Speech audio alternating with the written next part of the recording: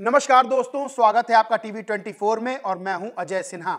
झारखंड को लेकर जो एग्जिट पोल सामने आए हैं उसने बीजेपी की टेंशन बढ़ा के रख दी है। यानी एग्जिट पोल में सीधी जीत हेमंत सोरेन की या यूं कहें कि इंडिया अलायंस की दिखाई जा रही है और यह बहुत बड़ा झटका एनडीए के लिए है क्योंकि एनडीए की एग्जिट पोल्स में हार दिखाई जा रही है।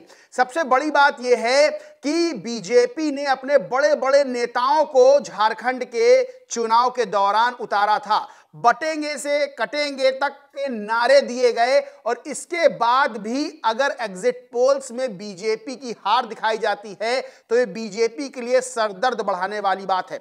सबसे बड़ी बात यह है कि इसके बाकायदा अब खबरों में पॉइंट्स भी आ रहे हैं कि बीजेपी की हार के पीछे क्या बड़ी वजह है। वहीं एक झटका चंपई सोरेन को भी लगता हुआ नजर आ रहा है क्योंकि चंपई सोरेन बड़ी उम्मीदों के साथ भारतीय जनता पार्टी में शामिल हुए थे, लेकिन एग्जिट पोल्स ने चंपई सोरेन की भी उम्मीदों पर पानी फेर दिया। यानी एक बार फिर से हेमंत सोरेन की सरकार बनती हुई नजर आ रही है। सीधे तौर पर एनबीटी ने न्यूज निकाली है, लिखा है झारखंड में बीजेपी का शिवा नहीं चला, बिस्वा भी रहे नाकाम। एग्जिट पोल के बाद खड़े हुए सवाल बीजेपी ने की बड़ी गलती।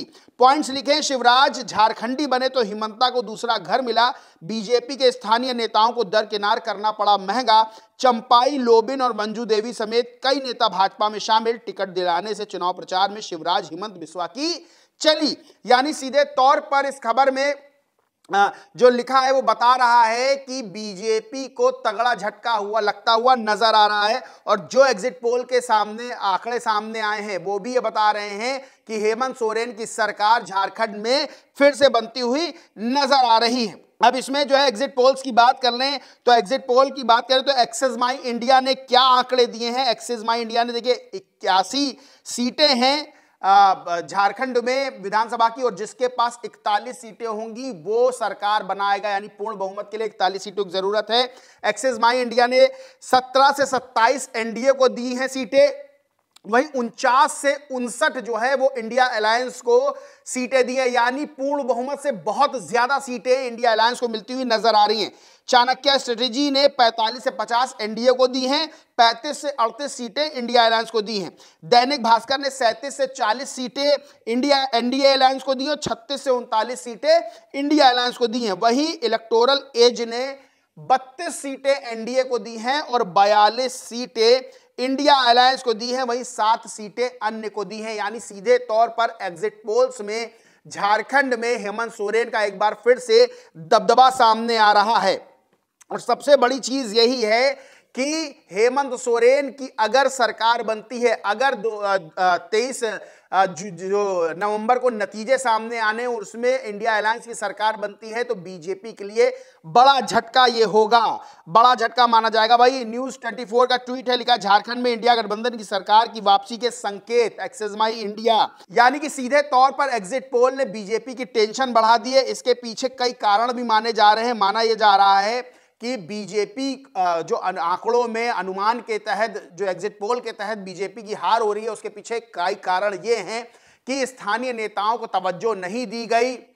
वहीं शिवराज सिंह चौहान, हिमंत बिस्वा शर्मा जैसे कई बाहरी बड़े नेताओं को बुलाया गया, टिकट बंटवारे का काम भी उनके हाथ में रहा, स्थानीय नेताओं में नाराजगी आई। वहीं चाहे चंपई सोरेन हो, चाहे चंपई सोरेन के बेटे हो, चाहे अन्य नेताओं, जब वो बीजेपी में आए तो उनको टिकट मिला।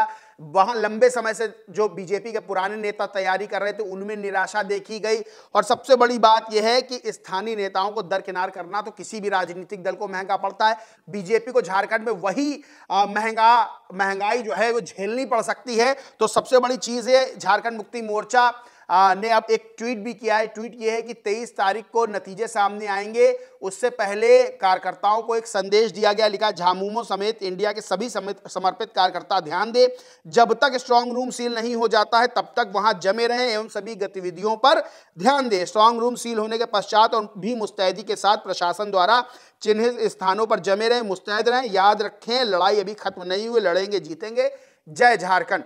यानी कि अगर झारखंड में देखा जाए तो बीजेपी और जेएमएम में कांटे टक्कर है। देखिए जब हेमंत सोरेन को जेल जाना पड़ा उसके बाद से हेमंत सोरेन के साथ कल्पना सोरेन भी जो है वो चुनावी संग्राम में उतर आई। कल्पना सोरेन ने मोर्चा संभाल लिया और हर जगह हेमंत सोरेन से 2 कदम आगे जो है कल्पना सोरेन नजर आ रही थी। चंपई सोरेन का भी जेएमएम छोड़ के बीजेपी में जाना एक तरह से यह बात हवा बन गई कि चंपई सोरेन ने कथित तौर पर हेमंत सोरेन को धोखा दिया, जबकि हेमंत सोरेन ने चंपई सोरेन को मुख्यमंत्री बनाया था राज्य का। वही ये सब चीजें जो थी वो पॉजिटिव सोच लेकर हेमंत सोरेन के साथ जुड़ी और इसी का फायदा हेमंत सोरेन को इस उपचुनाव में मिलता हुआ नजर आ रहा है। बहरहाल एग्जिट पोल के बात करें, एक्सिस माई इंडिया की बात करें तो सीधे तौर पर एक्सिस माई इंडिया की सरकार बनाता हुआ झारखंड में नजर आ रहा है। वहीं इलेक्टोरल एज की बात करें उसने भी बहुमत दिया है इंडिया अलायंस को। 23 तारीख को नतीजे आएंगे।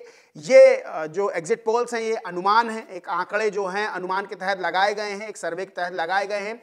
23 तारीख को असल नतीजे आएंगे, पता चलेगा झारखंड की सत्ता पर फिर से कौन काबिज होता है, बीजेपी आती है या हेमंत सोरेन फिर से एक बार सत्ता अपने हाथ में रखने पे जो है सफल होते हैं, क्योंकि एग्जिट पोल के आंकड़े इंडिया अलायंस की सरकार बनाते हुए नजर आ रहे हैं। दोस्तों इस पूरे मामले पर आप क्या सोचते हैं, क्या मानते हैं, कमेंट करके जरूर बताएं।